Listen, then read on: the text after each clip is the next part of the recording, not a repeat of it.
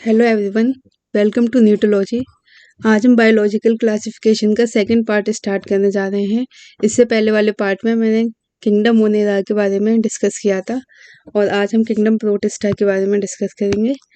तो kingdom protista में हम क्या पढ़ते हैं बेसिकली, किंगडम प्रोटिस्टा में क्या होगा कि ये एक सिंगल सेल यूकैरियोट्स, इसके अंदर जो भी मेंबर आएंगे सिंगल सेल यूकैरियोट होंगे। यानी कोई भी मेंबर इसके अंदर आएगा वो एक सेल से ही मिलकर के बना होगा, यानी कि कोई भी ऑर्गेनिज्म होगा सिंगल सेल में अपनी पूरी लाइफ कंप्लीट कर रहा होगा। और इसके पास क्या होगा, ट्रू न्यूक्लियस होगा, जिसकी ये एक सेल है यूकैरियोट की। तो इसके पास एक ट्रू न्यूक्लियस है और मेम्ब्रेन बाउंड न्यूक्लियस होगा, यानी कि इसके इसके न्यूक्लियस के ऊपर एक मेम्ब्रेन और प्रेजेंट होगी इस तरीके से। इसके बाद में मेम्ब्रेन बाउंड सेल ऑर्गेनेल्स होंगे, यानी कि यूकैरियोटिक सेल हमारी होती है तो उसमें क्या होता है बेसिकली एक न्यूक्लियस होता है जिसके ऊपर न्यूक्लियर मेम्ब्रेन प्रेजेंट होती है और इसके पास में कई सारे सेल ऑर्गेनेल्स पाए जाते हैं। तो यही यूकैरियोटिक सेल का फीचर्स है और जो यूकैरियोटिक सेल है यही प्रोटिस्टा में यूकैरियोटिक सेल प्रेजेंट होती है। अब इसमें क्या है आगे, the boundary of protista are not well defined, यानी कि प्रोटिस्टा की जो बाउंड्री है वो वेल डिफाइंड नहीं है, यानी कि साइंटिस्ट लोग ने इसको अभी तक सही से डिफाइन नहीं कर पाए हैं कि ये एनिमल में रखा जाए या फिर प्लांट में रखा जाए। इसमें कुछ ऐसे मेंबर होते हैं जिससे हम क्लियर कट ये पता नहीं कर सकते कि इसके मेंबर प्लांट से सिमिलर हैं या फिर एनिमल से सिमिलर हैं, यानी कि इसके मेंबर जो होते हैं प्लांट और एनिमल दोनों से ही सिमिलरिटी दिखाते हैं। इसके बाद में हम बात करते हैं क्राइसोफाइट के बारे में। क्राइसोफाइट में बेसिकली क्या आता है, डाई एटम्स आते हैं एंड डेस्मेट आते हैं।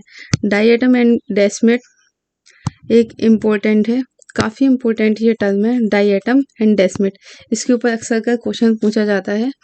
तो डाई एटम को आप याद रखिएगा, इसको ब्राउन एल्गी कहते हैं और डेस्मेट को गोल्डन एल्गी कहते हैं। लेकिन ये काफ़ी इम्पोर्टेंट है, डाई एटम को ब्राउन एल्गी कहते हैं, आप इस चीज़ को अच्छे से मैं याद रखिएगा।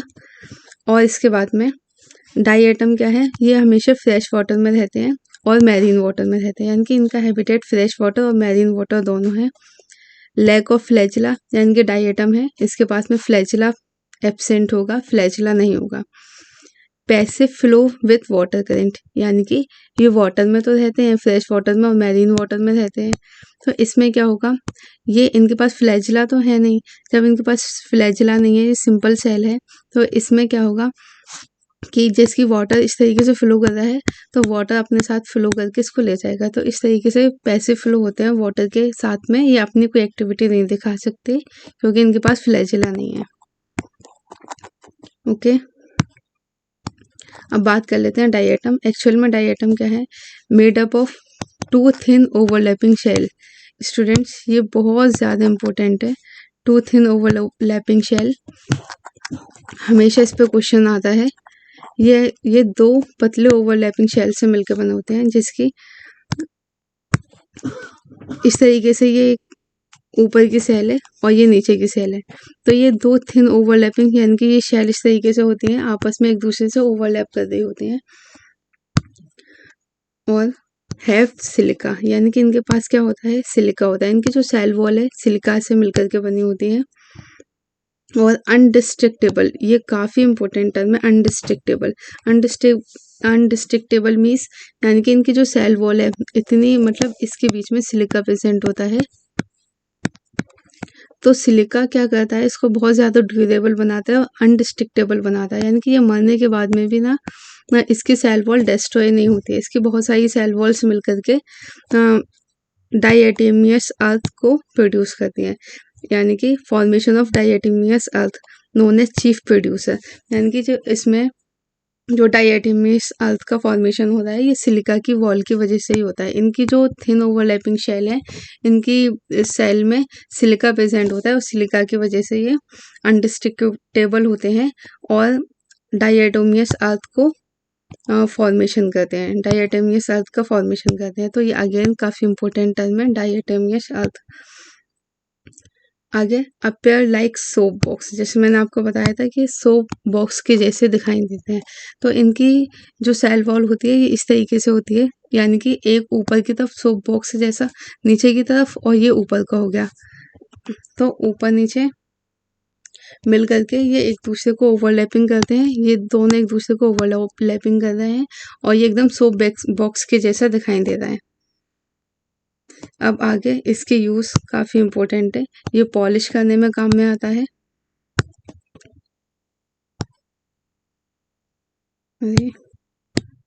ये पॉलिश के ऑयल के सिरप बनाने में और पॉलिश के काम में आता है।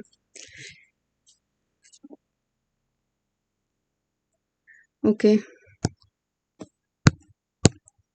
तो आप एक बार दोबारा से मैं बता देती हूँ, डायटम क्या होता है। Made up of two thin overlapping shell, made up of two thin overlapping shell, ये काफ़ी इंपॉर्टेंट है, आप अच्छे से याद रखिएगा। और हैव सिलिका, यानी कि इसकी सेल वॉल में सिलिका प्रेजेंट होता है। यहाँ पर ये सेल वॉल जैसे मैंने मेंशन किया, इसमें सिलिका प्रेजेंट है। अनडिस्ट्रक्टेबल है, किसकी वजह से? सिलिका की वजह से। अपेयर लाइक सोप बॉक्स, तो इसकी जो सेल वॉल है इस तरीके से ये सोप बॉक्स की जैसी दिखाई देती है। फॉर्मेशन ऑफ डायटोमियस अर्थ, यानी कि ये सिलिका है, काफ़ी ज़्यादा इसको स्ट्रेंथ प्रोवाइड करता है, तो फिर ये डायटोमियस अर्थ का फॉर्मेशन करते हैं। डायटोमियस अर्थ का मीन्स यही होता है जिसकी सिंपल अर्थ है तो उसके ऊपर कई सारा बहुत सारा यहाँ पे सिलिका डिपॉजिट हो गया है। तो इस तरीके से ये कई सारा यहाँ पे बहुत टाइम से, बहुत हज़ारों सालों से यहाँ डिपॉजिट होता चला जा रहा है। तो इस तरीके से ये हमें, इसको हम डायटोमियस अर्थ कहते हैं, क्योंकि ये डायटम से बन एक छोटे सा अर्थ का एक छोटा सा पार्ट है। जहाँ पे डायटम ज़्यादा निवास करते हैं तो वहाँ पे ये इस तरीके से डायटोमियस अर्थ का फॉर्मेशन हो जाता है। और डायटम का यूज़ हम करते हैं पॉलिश में, ऑयल में और सिरप बनाने में।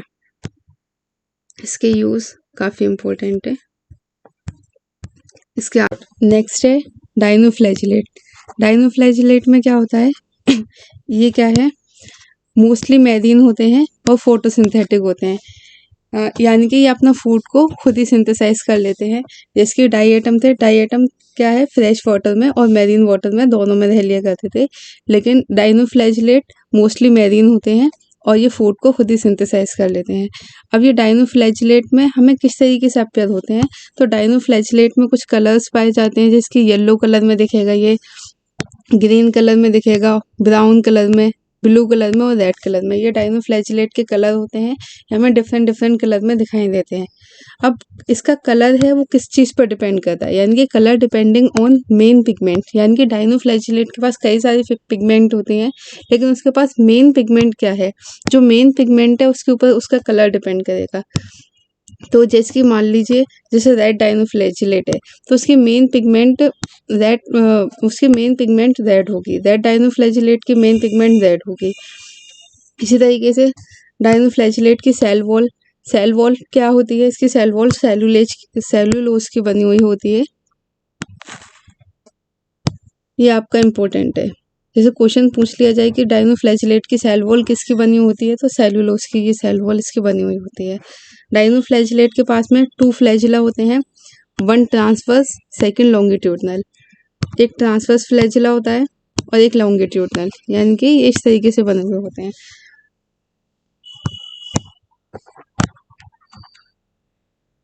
जैसे ये एक डाइनोफ्लैजिलेट का डायग्राम है, कुछ इस तरीके से दिखाई देता है। तो एक इसके इस तरीके से लॉन्गिट्यूडनल फ्लैजिला होता है और एक ट्रांसवर्स फ्लैजिला, यानी कि इसके ऊपर से थोड़ा सा निकला हुआ होता है। इस तरीके से इसका एग्जाम्पल होता है। और जिसकी अगर मान लीजिए रेड कलर का डाइनोफ्लैजिलेट है तो इसके ऊपर रेड पिगमेंट होगी, तो इस वजह से ये हमें रेड दिखाई देगा। और एक इम्पोर्टेंट और है इसमें, जैसे रेड डाइनोफ्लैजिलेट है, रेड डाइनोफ्लैजिलेट को हम गोन्यूलेक्स कहते हैं, ये काफ़ी इम्पोर्टेंट है, इसको PYQs आ जाता है, PYQ आया हुआ है, जिससे इसका नाम आता है रेड डाइनोफ्लैजिलेट। क्या है, रेड डाइनोफ्लैजिलेट को गोन्यूलेक्स कहेंगे। अब ये क्या करेगा Gonyaulax, under multiplication, under rapid multiplication and make sea red, इसको हम रेड टाइट कहते हैं। इसका मीन्स जैसे कि रेड डाइनोफ्लैजिलेट है, अब ये क्या होगा फर्दर अगर आगे ये मल्टीप्लिकेशन करेगा तो इसमें क्या होगा, ये मल्टीप्लाई करके जिसकी दैट डाइनोफ्लैजिलेट है, इस ये क्या कर रहा है, अपनी मल्टीप्लिकेशन कर रहा है, यानी कि ये रिप्रोडक्शन कर रहा है।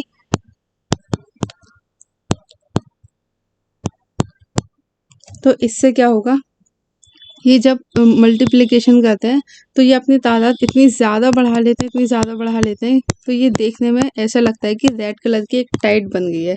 तो इस तरीके से जब ये मल्टीप्लिकेशन करते हैं तो एक रेड टाइट का फॉर्मेशन कर लेते हैं। तो इसको हम गॉन्यूलेक्स कहते हैं। तो गॉन्यूलेक्स तो रेड डाइनोफ्लैजिलेट का नाम है, और जब ये मल्टीप्लाई करते हैं तो यहाँ पे रेड टाइट बना लेते हैं। ठीक है, रेड टाइट। आगे इसका एक इम्पोर्टेंट पॉइंट ये भी है कि जो रेड डाइनोफ्लैजिलेट होते हैं ये टॉक्सिन्स को रिलीज करते हैं, यानी कि ये इतनी हाई मात्रा में टॉक्सिन को रिलीज करते हैं। The large number of fish kill due to this toxin, यानी कि ये वाटर में तो रहते हैं, मैरीन वाटर में, ये क्या करते हैं, रिलीज करते हैं, रिलीज टॉक्सिन। तो इससे क्या होता है, जब ये टॉक्सिन रिलीज करते हैं तो जो भी फिश हैं और जो छोटे छोटे से फिशरीज हैं और वो एक्वेटिक इंसेक्ट हैं, तो वो क्या होते हैं, एक्वाटिक इंसेक्ट इस टॉक्सिन की वजह से किल हो जाते हैं। बहुत सारी फिशेस किल हो जाती हैं इसके टॉक्सिन की वजह से। और ये जिसकी इसमें एक क्या होता है, जिसकी मान लीजिए ये फिश वाटर में रह रही हैं और डाइनोफ्लैजिलेट के टॉक्सिन की वजह से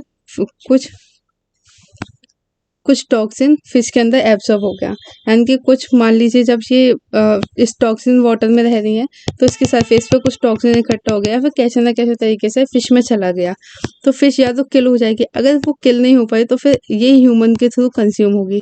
जब ये ह्यूमन के थ्रू कंज्यूम होगी तो ह्यूमन में ये पैरालाइसिस कर देती है। तो ये ह्यूमन पैरालिसिस कर देती है। तो ये एक इम्पोर्टेंट पॉइंट है इसका। वैसे ये एनसीईआरटी के बाहर है, लेकिन ये पता होना इम्पोर्टेंट है क्योंकि इसका पीवाईक्यू आ चुका है। ओके, तो एक बार रिवाइज कर लेते हैं, डाइनोफ्लैजिलेट क्या है। मोस्टली ये मैरीन होते हैं, फोटोसिंथेटिक होते हैं, और ये अपेयर होते हैं येलो में, ग्रीन में, ब्राउन में, ब्लू में और रेड, इन कलर में हमें दिखाई देते हैं। सॉरी, ये ग्रीन है। आगे क्या है, इसकी कलर पिगमेंट है वो डिपेंड करती है मेन पिगमेंट पे। मेन पिगमेंट जो भी मेन पिगमेंट हो गया हमें उस कलर का दिखाई देगा। जैसे ग्रीन पिगमेंट है मेन तो ग्रीन दिखाई देगा, ब्राउन मेन पिगमेंट है तो ब्राउन दिखाई देगा। इसी तरीके से इसकी सेल वॉल है, सेल वॉल इसकी सेलुलोज की बनी हुई होती है। इसी तरीके से इसमें दो फ्लैजिला होते हैं, एक ट्रांसवर्स फ्लैजिला, एक लॉन्गिट्यूडनल फ्लैजिला। अब इसके आगे है रेड डाइनोफ्लैजिलेट। रेड डाइनोफ्लैजिलेट को गॉन्यूलेक्स कहते हैं। गॉन्यूलेक्स क्या करता है, undergo rapid multiplication and make sea red. जब ये रैपिड मल्टीप्लिकेशन करता है तो सी हमें रेड रेड दिखाई देने लगता है, इसको हम रेड टाइट कहते हैं। ओके, इसके बाद में डाइनोफ्लैजिलेट का एक फीचर ये है कि ये टॉक्सिन को रिलीज करते हैं। जब ये टॉक्सिन रिलीज करते हैं तो क्या होता है, लार्ज नंबर ऑफ फिश किल हो जाती हैं, यानी कि फिश इस टॉक्सिन को कंज्यूम कर लेती हैं एंड वो किल हो जाती हैं। आगे बात करते हैं यूग्लिनॉइड। यूग्लिनॉइड अलग से ये काफ़ी इम्पोर्टेंट है। अब एक यूग्लिनॉइड क्या होता है जैसे यूग्लिना जैसे मेंबर इस यूग्लिनॉइड कह सकते हैं इसको, उसमें आते हैं यूग्लिनॉइड फाइलम में। इस तरीके से जो फाइलम है इसमें यूग्लिना जैसे मेंबर आएंगे। इसमें क्या होगा, मेजॉरिटी फ्रेश वाटर होते हैं, इसमें ज़्यादातर फ्रेश वाटर होते हैं, ये आप याद रखिएगा। खास करके जो यूग्लिना होता है वो फ्रेश वाटर होता है। यूग्लिना फ्रेश वाटर होता है, याद रखिएगा। और यूग्लिनॉइड जितने भी होते हैं वो फ्रेश वाटर होते हैं। फाउंड इन स्टेगनेंट वाटर, यानी कि ज़्यादा ये स्टेगनेंट वाटर में मिलेंगे। स्टेगनेंट वाटर यानी कि रुका हुआ पानी। फिर स्टॉप वाटर होता है, उसमें हमें ये ज़्यादातर दिखाई देंगे रुके हुए पानी में, ठहरे हुए पानी में। आगे है they have protein rich layer, इनके पास प्रोटीन की रिच लेयर होती है, प्रोटीन रिच लेयर होती है जिसको हम पेलिकल कहते हैं। पेलिकल क्या है, इसके ऊपर यूग्लिनोइड के ऊपर एक लेयर चढ़ी, एक लेयर होती है इसके ऊपर जिसको पेलिकल कहते हैं। जिसकी एक यूग्लिना है ये इस तरीके से, मान लीजिए ये यूग्लिना बना है और ये इसका फ्लैजला है। अब इसके ऊपर एक लेयर प्रेजेंट होगी,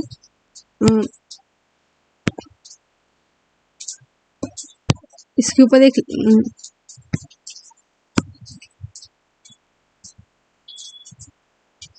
ये जैसे ये एक यूग्लिना है तो इसके ऊपर एक पेलिकल की लेयर इस तरीके से प्रेजेंट होगी। तो ये पेलिकल है। तो पेलिकल क्या होती है, ये प्रोटीन रिच होती है, ये प्रोटीन रिच लेयर है। मेक द बॉडी फ्लेक्सिबल, तो ये क्या है, पेलिकल क्या है, इसकी बॉडी को फ्लेक्सिबिलिटी प्रोवाइड करेगी, फ्लेक्सिबल बनाएगी यूग्लिना की बॉडी को। यानी कि ये इसकी बॉडी के ऊपर इस तरीके से चढ़ी हुई होती है, इसका स्केलेटन का काम करती है एक तरीके से, तो इसकी बॉडी बहुत ज़्यादा फ्लेक्सिबल बन जाती है इस पेलिकल की थ्रू। ओके, आगे है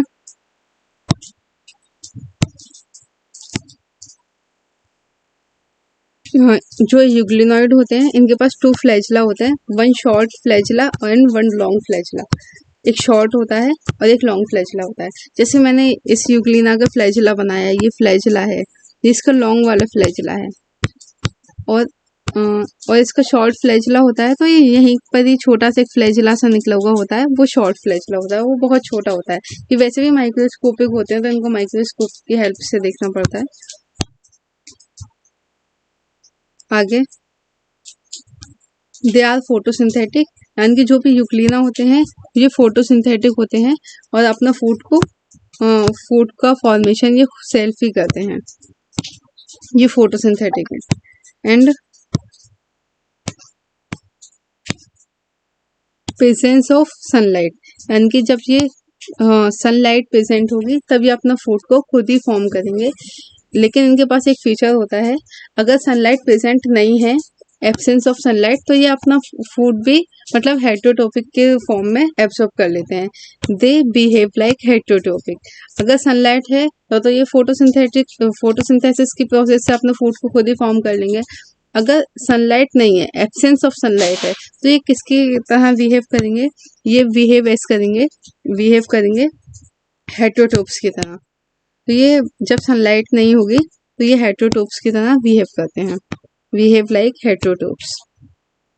डिपेंडिंग ऑन स्मॉलर एनिमल, यानी कि डिकम्पोजर ऑन स्मॉलर एनिमल, यानी कि हेटरोटॉप्स भी हैं तो फिर ये किसकी फॉर्म में है, ये किसके ऊपर डिपेंड है, तो ये स्मॉलर एनिमल के ऊपर डिपेंड है। जिसकी यूग्लिना है, एक ये यूग्लिना है, अगर मान लीजिए यहाँ पे अगर सनलाइट है तो फिर ये क्या करेगा, अपना फूड को खुद ही फॉर्म कर लेगा, अपना फूड खुद ही बना लेगा ये यूग्लिना।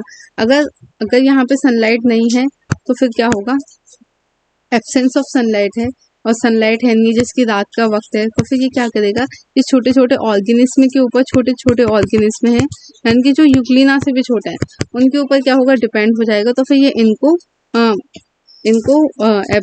इनको टेक करेगा, यानी कि खाने के रूप में इसको यूज करेगा।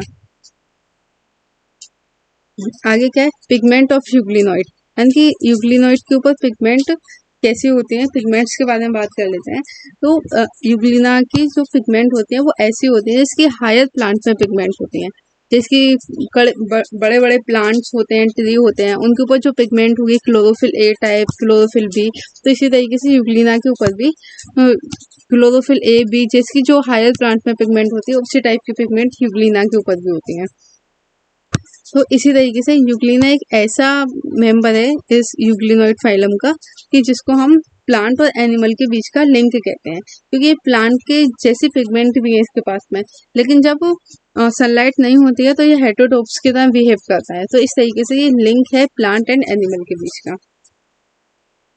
तो इसको एक बार फिर समराइज कर लेते हैं। मेजॉरिटी फ्रेश वाटर होते हैं, ज़्यादातर फ्रेश वाटर में रहते हैं और स्टेगनेंट वाटर में मिलते हैं, ये चलते हुए पानी में नहीं मिलते, स्टेगनेंट वाटर में मिलते हैं। दे हैव प्रोटीन रिच, इनके पास एक प्रोटीन रिच लेयर होती है जिसको हम पेलिकल कहते हैं, और इनके पास में 2 फ्लैजिला होते हैं। पेलिकल क्या करती है, इनकी बॉडी को फ्लेक्सिबल बनाती है। फ्लैजिला होते हैं एक शॉर्ट फ्लैजिला, एक लॉन्ग फ्लैजिला। इसके बाद जो इनके फूड के न्यूट्रिशन के बारे में क्या है, ये फोटोसिंथेटिक होते हैं और प्रेजेंस ऑफ सनलाइट के प्रेजेंस में जो फोटोसिंथेटिक है, एंड एब्सेंस ऑफ सनलाइट में ये हेटेरोट्रोफ्स की तरह बिहेव करते हैं। यानी कि हेटेरोट्रोफ्स की तरह जब बिहेव करेंगे तो ये डिपेंडिंग ऑन स्मॉलर एनिमल, जो छोटे छोटे एनिमल्स हैं उनके ऊपर डिपेंड हो जाएंगे। कि पिगमेंट की बात किया, पिगमेंट क्या है, pigment of euglenoid is similar to higher plant. जैसे हायर प्लांट के पास पिगमेंट होती है उसी तरीके से यूग्लिना के पास भी पिगमेंट होती है। अब आगे बात करते हैं स्लाइम मोल्ड के बारे में। स्लाइम मोल्ड क्या है, देखिए इसमें क्या होता है, ये तो सैप्रोफिटिक प्रोटिस्ट है। सैप्रोफाइटिक प्रोटिस्ट यानी कि ये ऑटोट्रोपिक्स तो नहीं है, सैप्रोफिटिक है, यानी कि अपना फूड को गेन करते हैं सैप्रोफिटिक के फॉर्म में। मूव अलोंग डिकेइंग ट्विग, यानी कि जैसे कि मान लीजिए कोई ब्रांच के ऊपर ये लगे हुए हैं, किसी एक ब्रांच के ऊपर लगे हैं तो उसके ऊपर ये मूव करेंगे। जैसे मान लीजिए ये कोई एक ट्री की एक यहाँ पे एक ब्रांच बनी हुई है, अब इसके ऊपर ये क्या करेंगे, स्लाइम मोल्ड यहाँ पर चिपक जाएगा। स्लाइम मोल्ड क्या है, यहाँ पे अगर मान लीजिए स्लाइम मोल्ड लग जाएगा तो फिर ये क्या करेगा, इसको डिके करता जाएगा। जैसे ये ब्रांच बढ़ती जाएगी वैसे वैसे उसको डिके करता जाएगा। और क्या करता है, ये लीव्स को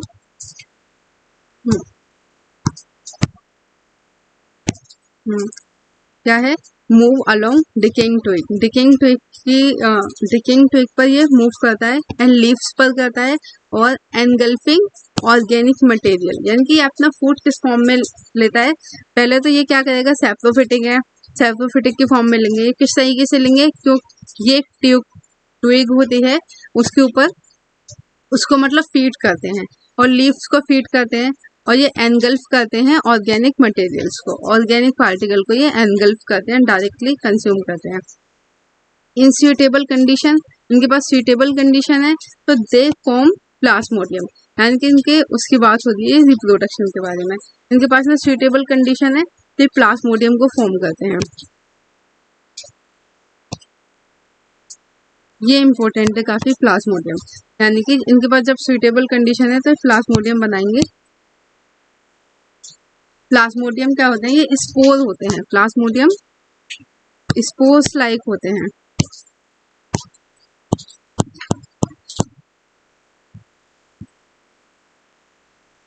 अब क्या है, ये ग्रो करते हैं एंड स्प्रेड करते हैं सेवरल फीट तक। जब ये ग्रो करते हैं और जब फैलते हैं तो ये बहुत ज्यादा एरिया में फैल जाते हैं, सेवरल फीट तक ये फैल जाते हैं। इसके प्लाज्मोडियम के स्पोर जब ग्रो करेंगे तो ज्यादातर एरिया में ये स्प्रेड हो जाएंगे। आगे क्या है,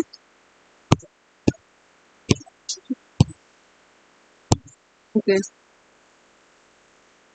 अनफेवरेबल कंडीशन में क्या होगा, अनफेवरेबल कंडीशन में दे फॉर्म फ्लोटिंग बॉडी। अगर अनफेवरेबल कंडीशन है तो फ्लोटिंग बॉडी को फॉर्मेशन करेंगे, and bearing spore on tips, और जिसकी स्पोर पे जिनकी टिप्स पे स्पोर प्रेजेंट होंगे।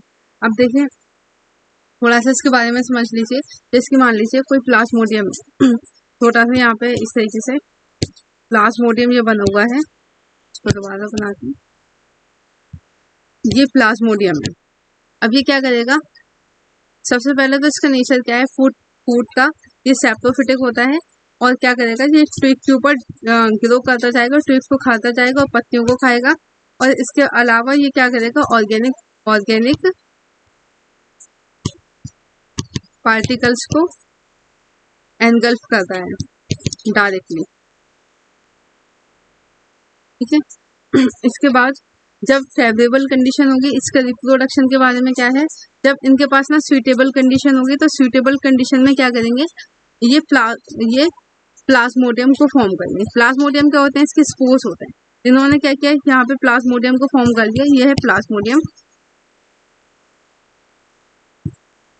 प्लाज्मोडियम फॉर्म कर लिया। जब सुइटेबल कंडीशन में प्लाज्मोडियम फॉर्म कर लिया, अगर जब ये प्लाज्मोडियम ग्रो करेगा, ये ग्रो करा तो फिर ये क्या करेगा, जब ग्रो होगा तो बहुत ज्यादा एरिया में ये फैलते चले जाएंगे, सेवरल फीट तक ये फैल जाते हैं। बहुत ज़्यादा दायरे में फैल जाते हैं, सेवरल फीट तक। ओके, अब इसके बाद में अगर इसके पास अनफेवरेबल कंडीशन है तो अनफेवरेबल कंडीशन में क्या करेगा, एक फ्लोटिंग बॉडी बनाएगा। फ्लोटिंग बॉडी यानी कि मान लीजिए आप कुछ इस टाइप की बॉडीज बना लेता है ये अपने आप में ही, जो क्या करता है, जिसके पास में स्पोर प्रेजेंट होते हैं। जैसे कुछ इस तरीके से कोई बॉडी टाइप की बन गई, उसके टिप पर इस तरीके से स्पोर निकले हुए होंगे, तो ये स्पोर प्रेजेंट होते हैं। तो इनके spore floating body bearing spore on tip, इसके टिप पर स्पोर प्रेजेंट होंगे यहाँ पर। अब स्पोर के पास क्या होता है, अगर इसके स्पोर की बात करें, ये प्लाज्मोडियम का एक स्पोर है, स्पोर है, इसके पास में एक एक्चुअल में ट्रू वॉल होती है, इनके पास ट्रू सेल वॉल होती है, ट्रू वॉल प्रेजेंट होती है प्लाज्मोडियम के स्पोर के पास में। अब आगे क्या है, ये इसके पास में ट्रू वॉल प्रेजेंट है, ये क्या करती है, resist and survive many year, यानी कि इस वॉल की वजह से ये स्पोर सर्वाइव कर सकता है मैनी ईयर तक, कई सारी साल तक ये सर्वाइव कर सकता है। इसका मतलब कुछ भी नहीं होगा इस वॉल की वजह से, यानी कि ये डिकम्पोज नहीं होगा ना डिके होगा। Spores are spread by air current, ये एक मोस्ट इम्पोर्टेंट लाइन है। ये किस तरीके से स्प्रेड करते हैं, तो स्पोर होते हैं वो डिस्पर्स होते हैं एयर करंट के थ्रू। जैसे हवा चलते जाती है तो इसके स्पोर हैं यहाँ से हटते जाते हैं, जैसे जैसे एयर आ रही है इस तरीके से हवा चलती जाएगी, तो फिर क्या करेंगे, इसके स्पोर उड़ के कहीं पहुंच जाएंगे, कहीं पहुंच जाएंगे, इस तरीके से ये अलग अलग जगह पर पहुंचते जाते हैं, स्प्रेड हो जाते हैं एयर करंट के थ्रू।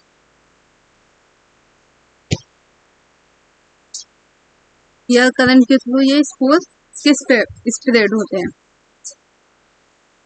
ये काफी इंपॉर्टेंट पॉइंट है, एयर करंट के थ्रू आप याद रखिएगा।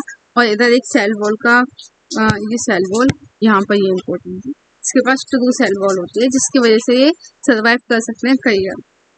इसके बाद बात करते हैं प्रोटोजोन्स के बारे में। प्रोटोजोन्स क्या होते हैं, ये प्रोटोजोन मेनली हेटेरोटोपिक होते हैं और प्रीडेटर्स होते हैं एंड पैरासाइट होते हैं। हेटेरोटोप्स, प्रीडेटर एंड पैरासाइट, यानी कि अपना फूड खुद भी बनाएंगे, खुद नहीं बनाएंगे। हेटेरोटोप्स का मतलब है ये किस तरीके से अपने फूड को लेंगे प्रीडेटर की फॉर्म में। प्रीडेटर ऐसा होता है जिसकी किसी का शिकार करके, किसी को मतलब खा करके, जैसे ऑर्गेनिक पार्टिकल्स हैं, कुछ चीज़ है ऑर्गेनिक मटेरियल है उसको खा लिया, या फिर पैरासाइट की फॉर्म में, या फिर किसी से अटैच हो जाएंगे या फिर चिपक जाएंगे, तो उससे अपना फूड को टेक करते रहेंगे, तो ये पैरासाइट होते हैं। आगे क्या है, protozoan are mainly 4 type. Protozoan होते हैं मेनली 4 टाइप के होते हैं। प्रोटोजोन 4 टाइप के होते हैं मेनली। अब नंबर 1 है अमीबॉइड प्रोटोजोन। अमीबॉइड प्रोटोजोन ये इम्पोर्टेंट है आपका, अमीबॉइड प्रोटोजोन। तो इसमें क्या होगा, अमीबॉइड प्रोटोजोन में ये क्या है, fresh and marine, fresh water, fresh and marine and most soil में मिलेंगे। फ्रेश वाटर में मिलेंगे, मैरीन वाटर में मिलेंगे एंड मोस्ट सॉइल में, यानी कि जो नम मिट्टी होती है उसमें मिल जाएंगे ये।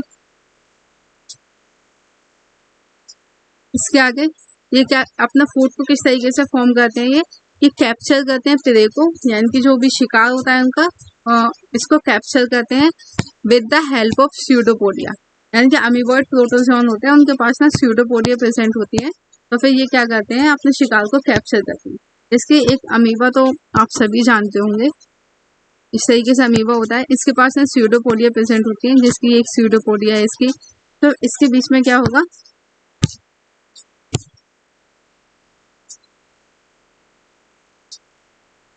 जिसकी अमीबा है, और यहाँ पे ना कोई ऐसा पार्टिकल है जो इसका फूड है, ये फूड पार्टिकल है, अमीबा का ये फूड पार्टिकल है। तो ये क्या करेगा, अपनी स्यूडोपोडिया की हेल्प से इसको ना कैप्चर कर लेगा, तो फिर ये अपने प्रे को क्या करते हैं, कैप्चर कर लेते हैं, जिसकी अमीबा इसका इम्पोर्टेंट एग्जाम्पल है।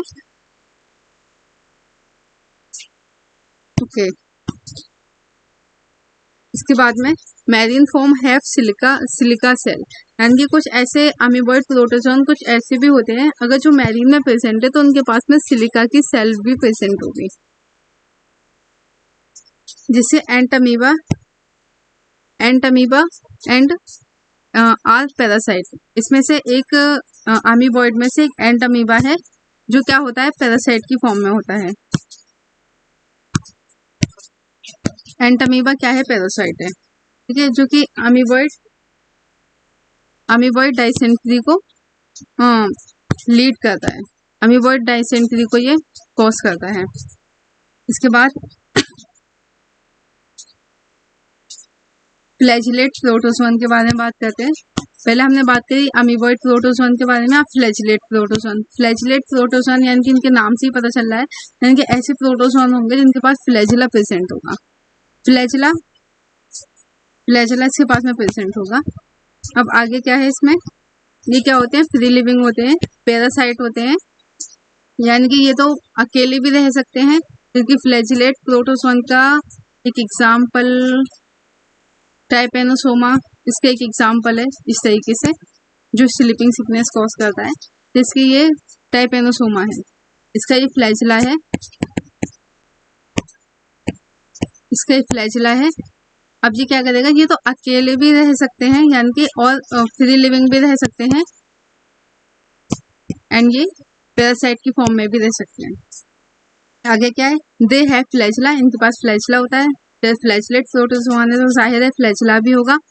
और disease sleeping sickness cause by trypanosoma, यानी कि एक डिसीज होती है स्लीपिंग सिकनेस जो टाइपेनोसोमा के द्वारा कॉज की जाती है। तो स्लीपिंग सिकनेस ये काफी ये इम्पोर्टेंट है, स्लीपिंग सिकनेस जो टाइपेनोसोमा के द्वारा होती है, एक डिसीज है। इससे क्या होता है, जब जिसको अगर ये स्लीपिंग सिकनेस बीमारी हो जाती है तो क्या करते हैं, वो ज्यादा सोते ही रहते हैं।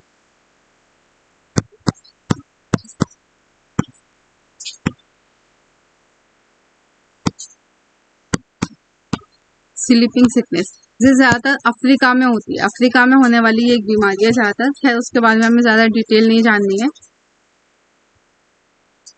अब है ciliated protozoan.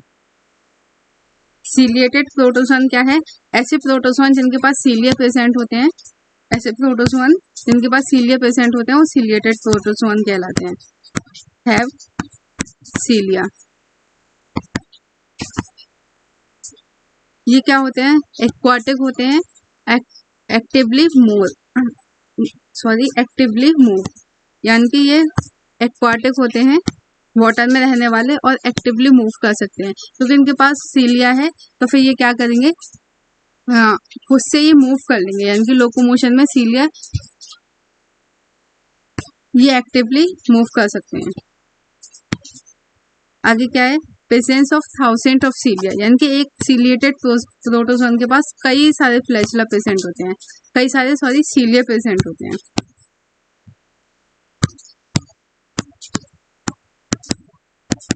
Thousand of सीलिया present होते हैं। They have cavity known as gullet open outside the cell and surface, यानी कि इसके पास में एक कैविटी होती है जिसको गलेट कहते हैं। इसका एक एग्जाम्पल है, मैं आपको एक एग्जाम्पल से बताती हूँ, जिसकी पैरामीशियम तो आप सभी ने देखा होगा। पैरामीशियम में क्या होता है, ये इस तरीके से स्लीपर शेप का होता है, ये इस तरीके से, ये मान लीजिए एक पैरामीशियम है, ये थोड़ा सही नहीं बना है, ये पैरामीशियम है, तो इसमें क्या होगा, कई सारे इस पे सीलिया प्रेजेंट होंगे, यानी कि इसकी बॉडी पे 1000 से भी ज्यादा सीलिया प्रेजेंट होंगे। एक सीलिएटेड प्रोटोजोन पे बहुत सारे सीलिया प्रेजेंट होते हैं, इस तरीके से इसकी पूरी बॉडी पे सीलिया प्रेजेंट है। इसके बाद यहाँ पे एक कैविटी इनकी बनी हुई होती है इस तरीके से, जिसको हम गलेट कहते हैं। ये एक गलेट है इसकी, इसमें क्या होगा, ये ओपन होगी आउटसाइड, यानी कि बाहर की तरफ ओपन होगी of the cell surface, cell के बाहर की तरफ ये ओपन होती है, ओपन आउटसाइड, ये बाहर की तरफ ओपन होती है। अब ये क्या करती है, कैविटी गलेट यानी कि गलेट वर्ड ज्यादातर आता है माउथ से, यानी कि किसी चीज को एनगल्फिंग करना, गलेट का मीन्स होता है। अब क्या होगा, ये जैसे कि इसके पास में कोई भी फूड पार्टिकल आया तो फिर ये क्या करेगा ना, अपने सीलिया के हेल्प से उसको कैप्चर करेगा और उसको अपने अंदर लेगा। उसके बाद में जो भी डाइजेस्ट होने के बाद में वो इससे गलेट से मतलब बाहर निकाल देगा आउटसाइड, यानी कि ये सेल की आउटसाइड खुलती है तो फिर उसको यहाँ से वापस भेज देगा। इसकी एग्जाम्पल है paramecium. Paramecium is the important example of this ciliated protozoan. Okay, इसके बाद है अगला है स्पोरोजोन्स। स्पोरोजोन्स क्या होते हैं? इन्फेक्टियस स्पोर लाइक स्टेज होती है इन देयर लाइफ साइकिल। ये क्या करते हैं? स्पोरोजोन अपनी पूरी लाइफ में क्या ही करते रहेंगे? इन्फेक्शन कॉज करते रहेंगे। तो ये इन्फेक्टियस एजेंट होते हैं, ये इन्फेक्शन कॉज करते हैं। इन्फेक्टियस एजेंट इनको कहा जाता है, इन्फेक्टियस एजेंट। अब क्या होगा? ये क्या करेंगे? फिर स्पोर लाइक होते हैं, स्पोरोजोन से तो स्पोर लाइक होंगे जिस तरीके से उसका नाम है। आगे क्या है? स्टेज, स्पोर लाइक स्टेज होती है इनकी लाइफ साइकिल में, यानी कि ये स्पोर की फॉर्म में होते हैं अपनी पूरी लाइफ साइकिल में, ये स्पोर की फॉर्म में ही दिखाई देंगे। इसके एग्जाम्पल है प्लाज्मोडियम। प्लाज्मोडियम इसका एग्जाम्पल है। ये क्या है? मलेरियल पैरासाइट है। सभी को पता होगा कि प्लाज्मोडियम से मलेरिया कॉज होता है प्लाज्मोडियम के थ्रू, प्लाज्मोडियम की वजह से।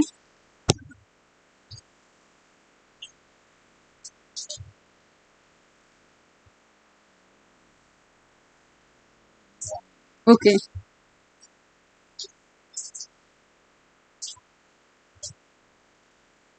अब ये क्या करते हैं? प्लाज्मोडियम क्या करेंगे? कैप्चर प्रे विद द, ये तो इनकम्प्लीट लिखा हुआ है, नहीं सॉरी, ये कंप्लीट हो गया यहाँ पर। आगे पढ़ते हैं किंगडम फंजाई। इसके बाद इससे पहले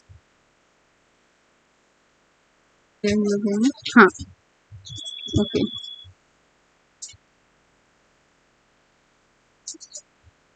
अब आएगा इसमें किंगडम फंजाई। किंगडम फंजाई में क्या होगा? किंगडम फंजाई में क्या होगा? इसमें क्या होगा? ग्रेट डाइवर्सिटी इन मॉर्फोलॉजी, यानी कि किंगडम फंजाई क्या है? एक बहुत बड़ा किंगडम है और इनकी डाइवर्सिटी में बहुत ज्यादा मॉर्फोलॉजी, इनकी मॉर्फोलॉजी में कई सारी हमें डाइवर्सिटी देखने को मिलती है। इसके हैबिटाट क्या होते हैं? Habitat warm and humid place पर, यानी कि ज्यादा वार्म प्लेस पर यानी कि गर्म स्थानों पर, और ह्यूमिड प्लेस यानी कि जहाँ पे ना नमी रहती है ना, उन सॉरी जो गर्म स्थान होते हैं ना वहाँ पे ये प्रेजेंट होती है।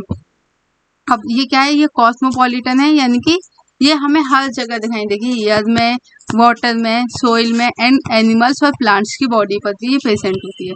तो ये कॉस्मोपॉलिटन मीन्स होता है कि मतलब ऑल, सभी जगह पर, ऑल प्लेस पर प्रेजेंट होना, ऑल प्लेस पर मिलना, कॉस्मोपॉलिटन। आगे क्या है? ये कुछ तो फंगी ऐसी भी होती हैं एनिमल की बॉडी पर ग्रो कर जाती हैं, प्लांट की बॉडी पर भी ग्रो कर जाती हैं। मोस्टली ये होती है मल्टी सेलुलर, ज्यादातर ये मल्टी सेलुलर होती हैं और consist of long cylindrical thread like structure, यानी कि ये एक लंबे से सिलेंड्रिकल धागे लाइक स्ट्रक्चर से बनी हुई होती हैं, जिसको हम हाइफी कहते हैं। हाइफी इम्पोर्टेंट टर्म है, यानी कि जो फंगी के हाइफी एक ऐसी चीज है जो फंगी को क्या करता है? मतलब डायरेक्टली फॉर्मेशन होता है हाइफी का, फंगी का फॉर्मेशन हाइफी से होता है। एक्सेप्ट, अब इसमें एक एक्सेप्शन है, इसका एक्सेप्शन क्या है? एक्सेप्ट ईस्ट यूनिसेलुलर, जो आपकी ईस्ट है वो यूनिसेलुलर होती है, ईस्ट को छोड़ करके ईस्ट ओनली यूनिसेलुलर है, एंड और अदर है, इसके अलावा अदर फंगी हैं वो मल्टी सेलुलर होती हैं। अब फंगी क्या होती है? नेटवर्क ऑफ हाइफे, यानी कि हाइफे का network of hyphae is known as mycelium, यानी कि कई सारे मतलब thread like structure, thread like इस तरीके से स्ट्रक्चर जा रहा है, इससे क्या बन जाएगा? हाइफे बन जाएगा, हाइफे बन जाएगा। लॉन्ग सिलेंड्रिकल थ्रेड से हाइफे बन जाएगा फंगी का, और कई सारे मतलब बहुत सारे हाइफे हैं, नेटवर्क ऑफ हाइफे, कई सारा हाइफे है, इस तरीके से नेटवर्क बना हुआ है हाइफे का, तो ये हाइफे मिलकर के बना लेंगे माइसीलियम, ये माइसीलियम का फॉर्मेशन करते हैं। हाइफे क्या होता है? Hyphae filled with multi nucleated cytoplasm, जो इसका हाइफे होता है, इसमें क्या होता है, मल्टी न्यूक्लिएटेड साइटोप्लाज्म होगा और इस कंडीशन को हम पोइनोसाइटिक हाइफे कहेंगे। यानी कि इसमें क्या, जिसकी एक हाइफे का ये डायग्राम है, इस तरीके से एक हाइफे बना है फंगी का, तो फिर इसके पास ना साइटोप्लाज्म होंगे। ये लिखा है hyphae filled with multi nucleated cytoplasm, यानी कि इसके पास मल्टी न्यूक्लियस होंगे पहले तो, और इनके न्यूक्लिएटेड साइटोप्लाज्म इस तरीके से प्रेजेंट होगा। तो इस तरीके से हाइफे इस तरीके से बने होते हैं। ये फंगी के हाइफे हैं, इनके पास में क्या है, मल्टी न्यूक्लियस कंडीशन होती है और इनके पास में साइटोप्लाज्म प्रेजेंट होता है। ओके, ये हाइफेस है और इनका, ये फंगी का एक हाइफे है, सॉरी ये माइसीलियम है फंगी का। ये कई सारे हाइफे से मिलकर बना हुआ है। आगे क्या है, इनकी सेल वॉल की बात करें तो सेल वॉल मोस्ट कॉमन है, सबको पता ही रहता है। ये क्या, काइटिन की बनी हुई होती है, पॉलीसेक्राइड की, काइटिन एंड पॉलीसेक्राइड की सेल वॉल बनी हुई होती है फंगी की, काइटिन एंड पॉलीसेक्राइड। याद रखिएगा, ये काफी इंपॉर्टेंट है, काइटिन एंड पॉलीसेक्राइड। ये इसमें पीवाईक्यू आ चुका है नीट में। आगे क्या है, फंगी में क्या होता है, ये सेप्टेड होती है और एसेप्टेड दोनों टाइप की होती है। यानी कि सेप्टेड क्या होगा, सेप्टेड फंगी में क्या होगा आपकी, एस्को, ये है एस्कोमाइसिटीज एंड बेसिडियोमाइसिटीज, एस्कोमाइसिटीज और बेसिडियोमाइसिटीज, ड्यूटेरोमाइसिटीज, ये फंगी का क्लास है। ये 3 क्लास की फंगी सेप्टेड होती हैं। और एसेप्टेड में आता है आपको फाइगोमाइसिटीज, ये इकलौती है ओनली वन जो कि एसेप्टेड होती है। इनकी सिम्बायोट की बात कर लेते हैं, तो फिर ये सिम्बायोसिस शो करती हैं लाइकेन के साथ में एंड माइकोरिजा के साथ में। जैसे एल्गी प्लस फंगी, लाइकेन तो पता ही है, एल्गी एल्गी और फंगी से मिलकर के लाइकेन बन जाता है। लाइकेन एक ऐसी बॉडी होती है, अगर हम लाइकेन को देखें, यहाँ पे कोई लाइकेन बना होगा इस तरीके से, तो फिर हम पहचान नहीं पाएंगे इसमें कौन सी एल्गी है कौन सी फंगी है। अब एल्गी और फंगी से मिलकर के लाइकेन बना हुआ है। अब लाइकेन क्या क्या करेगा, लाइकेन में फंगी प्रेजेंट होती है और एल्गी प्रेजेंट होती है। एल्गी क्या करती है, एल्गी है यानी कि एक्वाटिक है और ये फोटोसिंथेटिक है। जब एल्गी फोटोसिंथेटिक है तो ये क्या करेगी, फंगी के, ये फोटोसिंथेसिस की प्रोसेस के थ्रू फूड का फॉर्मेशन करेगी। ये क्या करेगी, फूड का फॉर्मेशन फंगी के लिए। फंजाई क्या करेगी, इसको, इसके लिए क्या करती है, न्यूट्रिशन वगैरह एब्सॉर्ब करती है और इसको क्या करती है, इसको शेल्टर प्रोवाइड करती है। यानी कि ये प्रोवाइड करती है फंगी, एल्गी तो फूड प्रोवाइड करती है और इसमें जो फंगी होती है वो एल्गी को शेल्टर प्रोवाइड करती है। ओके, इसी तरीके से एक माइकोराइजा में एसोसिएशन होता है। ये एक लाइकेन है जिसमें फंगी और एल्गी दोनों आती है। और माइकोराइजा में क्या होता है, इसमें आएगी fungi and root of plant, यानी कि कई जिसकी बड़े बड़े प्लांट्स होते हैं तो उसकी रूट में क्या फंगी होती है वो लग जाती है। जिसके मान लीजिए एक ट्री है, इसकी ये रूट्स हैं, तो फिर यहाँ पे फंगी आकर के ग्रो कर जाएगी। ये इस तरीके से यहाँ फंगी ग्रो कर जाएगी। अब क्या करेगी, ये बहुत लंबी लंबी ग्रो कर जाती है, तो ये क्या करती है, ये एक दूसरे का एसोसिएशन बना हुआ रहता है, इसको सिम्बायोटिक कंडीशन कहेंगे। अब फंगी क्या करेगी, इसके लिए नाइट्रोजन वगैरह सॉइल से निकालती रहती है। नाइट्रोजन को एब्सॉर्ब करवाती रहती है रूट्स को सॉइल से निकाल करके, नाइट्रोजन थोड़ा थोड़ा प्रोवाइड करती रहती है। इस तरीके से इनके बीच में ना एसोसिएशन बना हुआ रहता है। अब न्यूट्रिशन की बात कर लें, न्यूट्रिशन ऑफ फंगी। फंगी का न्यूट्रिशन तो मतलब कई तरीके का होता है। फंगी का न्यूट्रिशन में मेन टाइप है, मोस्टली ये हेटेरोट्रोफिक होते हैं और स्पोरोफिटिक होते हैं। ज्यादातर क्या करेंगे, हेटेरोट्रोफिक होंगे और सेप्रोफाइट होंगे। इसमें क्या है, इसमें सम पैरासाइट भी होंगे और सिम्बायोंट भी होंगे। सिम्बायोंट तो हमने बता दिया आपको, मतलब लाइकेन और माइकोराइजा ये सिम्बायोंट का एग्जांपल है। सम पैरासाइट, कुछ पैरासाइट जैसे कि एनिमल एंड प्लांट के ऊपर अगर ग्रो कर गई तो फिर ये क्या करेगी, ये पैरासाइट के रूप में इसके ऊपर ग्रो कर जाती है, यानी कि अपना फूड वहीं से एब्सॉर्ब करती है। हेटेरोट्रोफिक यानी कि किसी भी पार्टिकल के ऊपर डिपेंड होना या फिर ऑर्गेनिक मटेरियल के ऊपर डिपेंड होना, तो इस तरीके से अपने फूड को लेती है। सेप्रोफिटिक मीन्स यानी कि कोई किसी चीज को मतलब डिकम्पोज करके और उसको मतलब बहुत ज्यादा सड़ा करके गला करके जब उसको टेक करने की प्रोसेस, ये सेप्रोफिटिक है। आगे क्या है, रिप्रोडक्शन इन फंगी। फंगी में रिप्रोडक्शन किस तरीके से होता है, इसके रिप्रोडक्शन के टाइप होते हैं। नंबर 1 है एसेक्सुअल रिप्रोडक्शन। एसेक्सुअल रिप्रोडक्शन में क्या होगा, इसमें स्पोर्स का फॉर्मेशन होगा, जिसके conidia, spore, sporangiospore and zoospore. Conidia है और स्पोरेंजियोस्पोर है और आपको जूस्पोर है। ये 3 स्पोर ऐसे होते हैं जो एसेक्सुअल स्पोर हैं, ये फंगी के स्पोर्स हैं। अब सेक्सुअल स्पोर में क्या आते हैं, सेक्सुअल स्पोर में क्या आएगा, वो स्पोर होंगे और एस्कोस्पोर होंगे और बेसिडियोस्पोर। ये 3 स्पोर आपके सेक्सुअल स्पोर होते हैं। एसेक्सुअल में कॉनिडिया, याद रखिएगा काफी इंपॉर्टेंट है, ये कॉनिडिया है, स्पोरेंजियोस्पोर है और जूस्पोर है। और सेक्सुअल रिप्रोडक्शन में क्या आएगा, सेक्सुअल रिप्रोडक्शन में 3 स्पोर आएंगे, जूस्पोर और एस्कोस्पोर एंड बेसिडियोस्पोर। ये 3 स्पोर सेक्सुअल रिप्रोडक्शन में। और वेजिटेटिव टाइप से भी रिप्रोडक्शन होता है। इसमें वेजिटेटिव में क्या होगा, इसमें ना फ्रेगमेंटेशन होगा, बडिंग होगा एंड बाइनरी फिशन। इस तरीके से इसमें स्पोर फॉर्म होते हैं, फ्रेगमेंटेशन के थ्रू, बडिंग के थ्रू एंड बाइनरी फिशन। ये तीन तरीके का हो गया इसमें, asexual spore, sexual spore and vegetative. अब आगे क्या है, sexual life cycle of fungi. Fungi की लाइफ साइकिल के बारे में बात करें, sexual life cycle of fungi, इसमें क्या होगा, सबसे पहले तो plasmogamy, then karyogamy, then meiosis. अब इसको आप समझ लीजिए अच्छे से। प्लाज्मोगेमी में क्या होगा, फ्यूजन ऑफ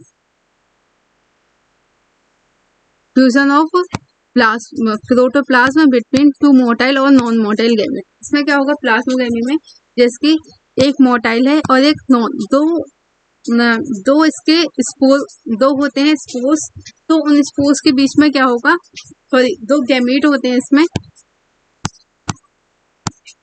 गैमेट।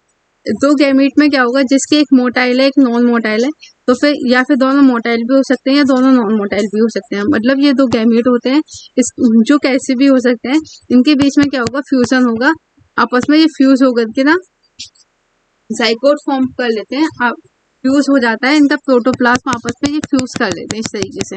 तो ये कंडीशन प्लाज्मोगेमी कहलाती है।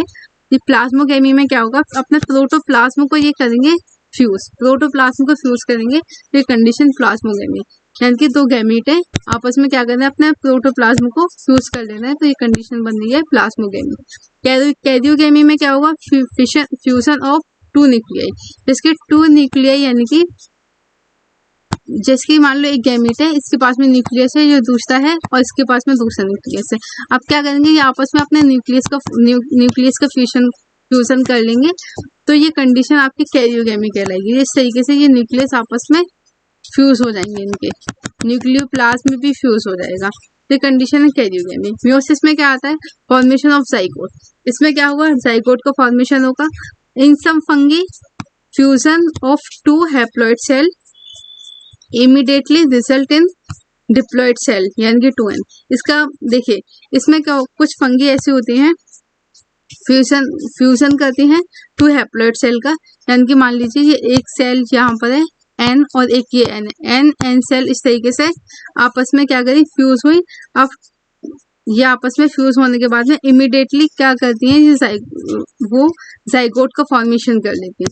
यहाँ पे इमीडिएटली क्या करेंगे, जाइगोट का फॉर्मेशन कर लेंगे, यानी कि 2n कंडीशन बना लेंगे, जिसकी आपकी फाइकोमाइसिटीज है। इसमें क्या है, डायरेक्टली आपस में इनके ये आपस में फ्यूज होंगे, n और n, यानी कि हैप्लॉइड सेल आपस में फ्यूज होंगे और क्या करेंगे, ये 2n की कंडीशन बना लेंगे।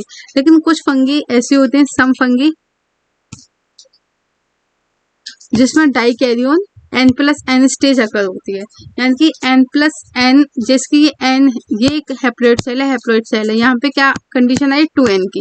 लेकिन कुछ फंगी ऐसी होंगी जिसकी एक सेल ये है, एक सेल ये है, n और n की आपस में फ्यूज होने के बाद में, मतलब ये 2n कंडीशन नहीं बनाएंगे, ये n+n कंडीशन बनाएंगे। ये इस तरीके से होता है। ये होगा आपका एस्कोमाइसिटीज में, बेसिडियोमाइसिटीज में। एस्को इसकी शॉर्ट फॉर्म है एस्कोमाइसिटीज एंड बेसिडियोमाइसिटीज। तो इसमें ये लाइफ साइकिल है, sexual life cycle of fungi. आगे क्या है देखिए, आप यहाँ पे लिखा है प्लाज्मोगेमी, कैरियोगेमी एंड मियोसिस। आप यहाँ पे इसको अच्छे से समझ लीजिए। प्लाज्मोगेमी में क्या होगा, जैसे कि ये मेल पार्ट है और ये फीमेल है, तो ये क्या करेंगे आपस में अपने साइटोप्लाज्म को फ्यूज करेंगे। साइटोप्लाज्म को फ्यूज करने के बाद में जिसकी ये मान लीजिए मेल है इतना, और इतना ये फीमेल पार्ट है जो रेड कलर से शो हुआ है, और जो ब्लू कलर से है वो मेल है। ठीक है, जब ये क्या करेंगे, आप फ्यूज होने के बाद में साइटोप्लाज्म को फ्यूज करेंगे तो कैरियोगेमी, फिर इसके बाद में एक कैरियोगेमी स्टेज आएगी। इसमें क्या आएगा, न्यूक्लियस फ्यूज होगा। ये कैरियोगेमी है। प्लाज्मोगेमी, यहाँ पर ये प्लाज्मोगेमी है, यानी कि जहाँ ये प्रोटोप्लाज्म या फिर साइटोप्लाज्म को फ्यूज कर रहे हैं, तो ये प्लाज्मोगेमी दिखाई गई है। ये कैरियोगेमी है। कैरियोगेमी में क्या है, ये अपने न्यूक्लियस को फ्यूज कर रहे हैं, आपस में इनके न्यूक्लियस फ्यूज हो रहा है मेल और फीमेल का। और थर्ड है आपकी मियोसिस। मियोसिस में क्या होगा, जैसे कि यहाँ पे एक जाइगोट का फॉर्मेशन हो जाएगा। जब ये जाइगोट फॉर्म हो जाएगा, इसके बाद में इसमें मियोसिस होगा। मियोसिस में क्या होगा, जब जाइगोट में जब मियोसिस होगा तो इससे क्या बनेंगे, जाइगोट से या तो मेल बनेंगे या फिर फीमेल बनेंगे। तो मेल से मेल हाइफे बनेगा और फीमेल से फीमेल हाइफे बनेगा। इसके बाद में अब ये डाइकैरियन वाली एक स्टेज और है, जिसकी यहाँ पे प्लाज्मोगेमी हुआ, साइटोप्लाज्म का फ्यूजन। इसके बाद में यहाँ पे डायरेक्टली ये वाला कैरियोगेमी नहीं दिखाई देगा, बल्कि इसमें डाइकैरियन स्टेज आएगी, यानी कि N+N वाली कंडीशन। डाई मीन्स 2 होता है और कैरियन मीन्स न्यूक्लियस होता है। तो ये क्या करेंगे, अपने न्यूक्लियस को एकदम फ्यूज नहीं करेंगे। ये मेल और यहाँ पे फीमेल पार्ट में ये जैसे ये एक मेल उसका ये न्यूक्लियस है, तो फिर ये क्या करेगा, अपने एक और न्यूक्लियस का फॉर्मेशन करेगा, तभी तो N+N 2N कंडीशन बनेगी। तो यहाँ पे ये इधर की तरफ जाकर के ना एक और न्यूक्लियस का फॉर्मेशन करेगा। तो यहाँ पे ना एक और मेल न्यूक्लियस आ गया, तो इससे क्या बन गया, ये N+N कंडीशन आ गई। तो इस कंडीशन को डाइकैरियन कंडीशन कहते हैं। फिर इसके बाद में कैरियोगेमी आएगी। कैरियोगेमी में तो वही होगा, न्यूक्लियस फ्यूज होंगे आपस में। न्यूक्लियस फ्यूज होने के बाद में फिर ये मियोसिस वाली कंडीशन आएगी। तो मियोसिस में क्या होगा, जब जाइगोट में मियोसिस होती है तो इस तरीके से मेल पार्ट का फॉर्मेशन होगा, और फिर इसी तरीके से यहाँ पे फीमेल पार्ट का फॉर्मेशन होगा। जब इसमें मियोसिस होगा तो एक सेल से 4 सेल बन गई, तो फिर इससे क्या होगा, आगे मेल और फीमेल का फॉर्मेशन होगा। इसके बाद में ये इसकी लाइफ साइकिल हो गई, इसको हम सेपरेट करते हैं। ओके, अब देखिए यहाँ पे ना कुछ इम्पोर्टेंट पॉइंट लिखे हैं, काफी इम्पोर्टेंट है, आप इसको ऐसे इम्पोर्टेंट पॉइंट कंसीडर कीजिए। जिसकी मशरूम है, ये तो लाइफ साइकिल के बारे में कंप्लीट बात हो गई। अब आगे हम इम्पोर्टेंट कुछ पॉइंट्स को ले लेते हैं जो एनसीईआरटी में भी गिवन है। मशरूम में क्या होगा, इसका एक एडिबल पार्ट होता है, एक नॉन एडिबल पार्ट होता है। मशरूम का एडिबल पार्ट को हम क्या कहते हैं, अगेरिकस कहेंगे, एंड नॉन एडिबल पार्ट को हम कहेंगे टोडस्टोल। ये है नॉन एडिबल पार्ट। मशरूम के 2 पार्ट होते हैं, एक एडिबल एक नॉन एडिबल। अब इसमें क्या है, ये है अगेरिकस और ये टोडस्टोल। ये मशरूम है हमारा, बेसिडियोमाइसिटीज से बिलोंग करता है। मशरूम बेसिडियोमाइसिटीज का एक मेंबर है। ओके, अब आगे है राइजोपस। राइजोपस में क्या है, ब्रेड एंड रोटन फ्रूट पर ये ग्रो करता है, ब्रेड पर और रोटन फ्रूट पर। जैसे कि ब्रेड में कभी कभी हम देखते हैं जो फफूंदी लग जाती है, फंगस लग जाती है, वो राइजोपस ही होता है। और रोटन फ्रूट यानी कि जो खाना कुछ जो फ्रूट्स जो बहुत ज्यादा पक जाते हैं तो फिर उस पर ये लग जाता है, राइजोपस। इसके बाद में एल्ब्यूगो। एल्ब्यूगो क्या है, ये देखिए, ये व्हाइट रस्ट को प्रोड्यूस करता है, व्हाइट रस्ट इन मस्टर्ड, यानी कि मस्टर्ड है उसके ऊपर ये व्हाइट रस्ट को प्रोड्यूस करता है। व्हाइट रस्ट एक डिसीज होती है जो कि एल्ब्यूगो के द्वारा कॉज की जाती है। एल्ब्यूगो फाइकोमाइसिटीज का मेंबर है। Albugo is the member of phycomycetes. Okay, इसके बाद में आपका आएगा पक्सीनिया। पक्सीनिया क्या करता है, रस्ट इन वीट, वीट में रस्ट को पैदा करता है ये। जो भी गेहूं होते हैं, गेहूं में रस्ट हो जाता है तो पक्सीनिया के थ्रू होता है। और आगे उस्टिलागो, अस्टिलागो में क्या होगा, ये शमट करेगा, स्मट इन वीट, ये वीट में एक स्मट डिसीज होती है, उसको कॉज करता है। पक्सीनिया रस्ट करता है एंड उस्टिलागो स्मट करता है। अब ये इसमें ना बहुत ज्यादा कंफ्यूजन हो जाता है, तो आप इसको ऐसे याद कर लीजिए, पी के पी के पी के बाद क्यू, क्यू के बाद आर आता है, तो आप क्यू को ड्रॉप कीजिए, पी के बाद आर आएगा, यानी कि पी से पक्सीनिया तो आर से रस्ट, ये पास पास है, तो आप इस तरीके से याद कर लीजिए। उस्टिलागो जिसकी STU, एस के बाद में टी और फिर यू, तो टी को आप ड्रॉप कीजिए, और स्मट जो है, स्मट उस्टिलागो से होगा, तो आप इसको इस तरीके से याद कर लीजिए। इसको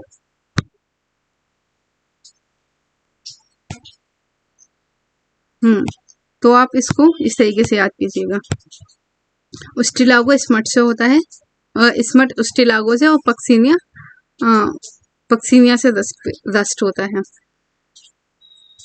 और ये उस्टिलागो है और पक्सीनिया, ये दोनों हैं बेसिडोमाइसिटीज के मेंबर। ओके, आगे है फाइकोमाइसिटीज। फाइकोमाइसिटीज अब ये है फंगी की फैमिली से फाइकोमाइसिटीज। इसको हम क्या कहते हैं, एल्गल फंगी। ये एल्गल फंगी है, फाइकोमाइसिटीज है। आगे है पैरासाइट, एक्वेटिक एंड टेरेस्ट्रियल। ये पैरासाइट भी होती है, एक्वेटिक भी होती है और टेरेस्ट्रियल भी होती है। इसके बाद में ये एसेप्टेड होती है, ये काफी इंपॉर्टेंट पॉइंट है, ये जस्ट ऐसी के ऐसी एग्जाम में आते हैं। एसेप्टेड है, कोइनोसाइटिक है, मल्टीसेल्यूलर है, ठीक है, ये इंपॉर्टेंट है। इसके बाद में इसमें जो स्पोर का फॉर्मेशन होता है वो जू स्पोर बनते हैं और स्पोर एंजियो स्पोर बनते हैं। आगे एनाइसोगेमस टाइप का इसमें रिप्रोडक्शन पाया जाता है और जाइगोस्पोर कंडीशन इसमें प्रेजेंट होती है। आगे क्या है, zygote cover by thick wall. जब इसका जाइगोट बनेगा तो थिक वॉल से कवर होगा, यानी कि जाइगोस्पोर इसको कहते हैं, जब जाइगोट थिक वॉल से कवर हो जाता है। ये 2n कंडीशन है, अब इससे जाइगोट बना है तो ये थिक वॉल से कवर हो जाता है। इसके बाद ये तो हमारी फाइकोमाइसिटीज हो गई। इसके बाद में एस्कोमाइसिटीज। एस्कोमाइसिटीज में क्या होगा, एस्कोमाइसिटीज को हम सेक फंगस कहते हैं, जिसकी एस्को आप ऐसे याद रख लीजिए, एस्को मतलब नाम से रिलेटेड है, सेक और एस्को दोनों एक दूसरे के थोड़े अपोजिट उसमें आ रहे हैं। अब ये कैसी होती है, मल्टी सेलुलर होती है, एक्सेप्ट ईस्ट मैंने आपको पहले ही बताया था, ये ईस्ट है, ईस्ट यूनिसेलुलर है, और बाकी जो भी फंगी है सब मल्टी सेलुलर होती हैं। ये सेप्टोफिटिक होती है, पैरासाइटिक होती है, और ये क्या है, डिकम्पोजर होते हैं और कॉप्रोफिलस होते हैं। डिकम्पोजर यानी कि सेप्टोफिटिक तो बस वही वो उसका फूड का न्यूट्रिशन का टाइप है सेप्टोफिटिक। पैरासाइटिक यानी कि किसी से अटैच होकर के अपना फूड को लेते हैं, सेप्टोफिटिक फॉर्म में लेते हैं डिकेइंग मैटर से। डिकम्पोजर यानी कि ये भी मतलब डिके करके अपने फूड को लेते हैं। कॉप्रोफिलस यानी कि जो डंक के ऊपर फंगी ग्रो करती है उसको कॉप्रोफिलस कहते हैं। आगे क्या है, ये सेप्टेड होती है, और कॉनिडिया एसेक्सुअल स्पोर, यानी कि कॉनिडिया प्रेजेंट होता है यानी कि एसेक्सुअल स्पोर में। सेप्टेड, ये सेप्टेड मीन्स ये होता है जैसे फंगी का एक माइसीलियम है, इसके बीच में इस तरीके से सेप्टा प्रेजेंट है, इस तरीके से बीच में सेप्टा प्रेजेंट है, इसको सेप्टेड कहते हैं। और एसेप्टेड फंगी ऐसी होती है जिसकी फंगी का माइसीलियम है, इसके बीच में मतलब कोई भी ऐसा सेपरेशन नहीं है, तो ये एसेप्टेड है, एसेप्टेड, और ये है सेप्टेड। ओके, इसके बाद में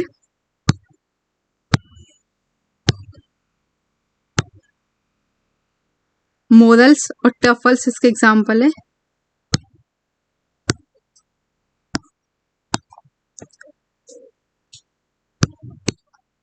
मोरल्स और टफल्स इसके एग्जाम्पल है, एंड और इसके एग्जाम्पल पेनिसिलियम